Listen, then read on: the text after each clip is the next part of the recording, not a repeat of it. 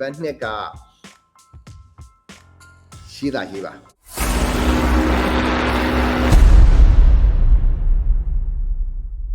ဝယ်လိုက်ဆက်ကျွန်တော်က copywriter ပါဒါကိုစပြီးတော့လေ့လာနေရတစ်နှစ်ကျော်ပါပြီ agency မှာတကယ်လို့လုပ်တာတော့9လ6လလောက်ပဲရှိပါသေးတယ်ဒါပေမဲ့ brand အကြီးကြီးရဲ့အတွက်တော့ရေးပြီးနေရပါပြီကျွန်တော် personal brand တစ်ခုတည်ဆောက်ချင်လို့ပါလူတွေကျွန်တော်ကိုသတိထားမိလာအောင်ရှုံးလာအောင်ပြီးတော့ content writing တွေလိုအပ်လာပြီဆိုလို့ရှိရင်ကျွန်တော်ကိုမြင်လာအောင်ဘယ်လိုလုပ်ရမလဲသိချင်ပါတယ်ကိုတဲ့ personal account ကနေဘယ်လိုစလုပ်ရမလဲဆိုတာဘာမှမသိပါဘူးအဲ့တဲ့ဘာလုပ်ပါဆိုတော့လေတဆင့်ချင်းပြပြပေးပါဦးကွယ် like ဆက်ချိုးချင်ပါတယ်ဆိုတော့ပါတယ်ဆိုတော့ကျတော့အဲ့ဒီနှစ်ခုပေါ့လေကိုယ့်ရဲ့ learning path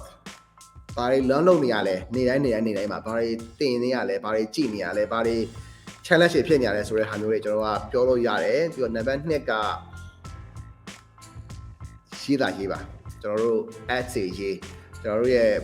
ဘယ်လိုမျိုး philosophy ရှိတယ်ဆိုတဲ့ဟာတွေရေး right ကျွန်တော် marketing ကိုဘယ်လိုမြင်လဲဆိုတဲ့ဟာတွေရေးအဲ့တော့ရေးပါပြီးတော့ Facebook တစ်ခုထဲမှာပဲမရေးပါနဲ့ကျွန်တော်တို့ဒီ LinkedIn တို့ဘာလို့မှအစားသွားပြီးတင်ပါဗီဒီယိုရိုက်လို့ရတယ်ဆိုတော့ကျွန်တော်အကောင်းဆုံးပါပဲကျွန်တော်တို့ YouTube တို့ TikTok တို့မှာတော့တင်လို့ရတယ်အဲ့ဒါကိုပို့ပြီးတော့ဗီဒီယိုရိုက်လို့ရတယ်ဆိုလို့ရှိရင်ကအတန်းနေတော့ဆွတ်ထုတ်ပြီးတော့ကျွန်တော်အခုလုပ်နေတဲ့ဒီ channel podcast channel ၄ခုပါပေါ့နော် Apple ရဲ့ Google ရဲ့ Spotify ရဲ့Anchor ရဲ့၄ခုမှာကျွန်တော် like တင်လို့ရတယ်ဆိုတော့အဲ့ဒါကတော်တော်လေးကိုဟင်းအောင်တွေးအတွက်ကိုထအောင်တွေးအတွက်ကို sorry ကိုထအောင်တွေးအတွက်ကို effective ဖြစ်ပါလိမ့်မယ်